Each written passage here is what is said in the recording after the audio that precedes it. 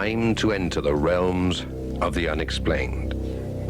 And tonight, I want to take you once again to a perfectly ordinary house, not a million miles from where I'm sitting right now. The house is a neat little 3-bedroom semi-detached in a pleasant estate on the edge of a large town. Outside, there is no indication that there's anything wrong. But inside... It all started 8 years ago when the lady of the house began to get an uneasy feeling about going up the stairs. At first, she put it down to her imagination, but as the feeling persisted, she began to think otherwise. You see, she had the distinct feeling that as she approached the bend in the stairs, she would fall back and probably hurt herself. As the days and weeks went by, this feeling became stronger and stronger. Very soon, it assumed a sense of menace. Unable to hide her fears any longer, she confided them in her husband. But he ridiculed the idea, saying that she must be going through the change or something. Well, rather than reassure the woman, it only angered her, because she knew what she was going through. After quite a few arguments on the subject, the lady decided to say no more to her husband and tried to ignore the feeling. But it persisted. In fact, it seemed to get stronger, if anything. And then, one particular day, whatever was causing the feeling of menace took on a new aspect. One morning, she was steeling herself to go upstairs despite an overwhelming fright. As she looked up to the bend in the stairs, she suddenly saw something that made her gasp in terror. For standing on the little landing was what looked like a huge rat. It was dark and hairy, with what seemed to be a long snout from which sprung several shiny, sharp whiskers. Its eyes gleamed a deep blood red, and it glared at her unblinkingly. It seemed to be ready to pounce if she dared to make a move towards it. The woman was petrified. After what seemed like hours, she found the courage to back away from the bottom of the stairs, and as soon as she was out of sight of the thing, she ran out of the house as fast as she could. She spent the rest of the day in her next-door neighbor's house. But even now, she was unable to admit to her neighbor why she didn't want to return to her own house. So she made some excuse that, as her husband had indelicately said, she was obviously suffering from something to do with the change, and she didn't want to be alone. Well, her neighbor, who was a woman of similar age, understood what the woman was trying to say, and she certainly believed her about this strange effect of the change. After all, it can affect women in many different ways. At about 5 o'clock that evening, the woman knew that she must return to her own house, so she reluctantly took her leave and went back home. Very nervously, she opened her front door and gingerly stepped into the hall.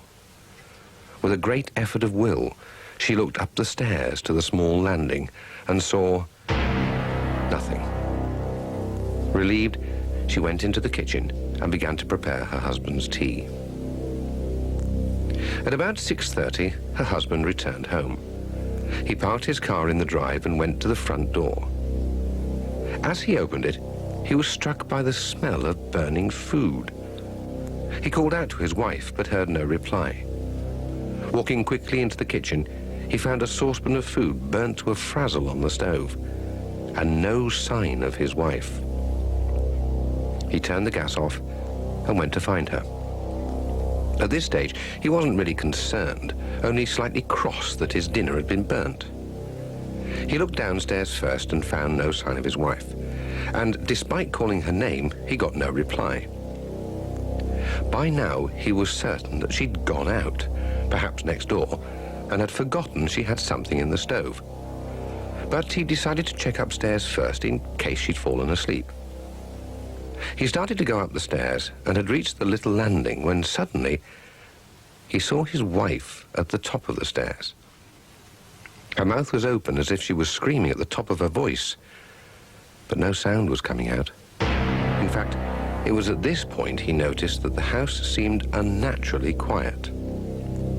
He made to go to her, but found he couldn't move. It was as if he was pushing against an invisible barrier, and try as he might, he couldn't break through. And all the while, his wife was silently screaming. Completely bewildered, he called to his wife, and she seemed to notice him for the first time. She pointed in terror at the landing where her husband was standing, but still he couldn't hear anything. The man's eyes followed where she was pointing, and then he noticed something which made his blood run cold. For at his feet, he saw a dark grey shape low down to the ground. It seemed to be nibbling at his feet, which he also noticed were ice cold. He couldn't understand what was going on, but he knew that his wife was in some sort of danger, and his only thought was to save her. He lashed out at the shape at his feet and distinctly felt his foot contact with something soft, and as he described it later, living. The shape seemed to rear up and lunge towards the man. In fear and not a little self-preservation, he kicked out again, and this time there was a blinding blue flash, and the shape disappeared, leaving behind it an awful stench of burnt meat. And at the same time, the invisible barrier also disappeared. Caught off balance, the man fell forward onto the little landing. Simultaneously, he heard his wife screaming for the first time. It was almost as if someone had turned up the volume on a radio. He rushed up the stairs and held her tight. When she had calmed down, she told him what had happened. Because of the evidence of his own eyes and senses, the husband didn't doubt her one bit. They decided that there was something wrong in the house, and, to cut a long story short, eventually I went in to try to discover the cause of the manifestation. And once again, research provided what I believed to be the possible answer. Apparently, some 80 years or so ago, the area on which the estate was built was part of the grounds of a large house long since demolished. And in the house had lived a recluse who was reputed to have dabbled in the black arts. When he died, he had no surviving relatives, and his house passed into the hands of executors to administer as they deemed fit. And whilst they were going through the contents, they found in the cellar a wall which looked as if it was fairly new.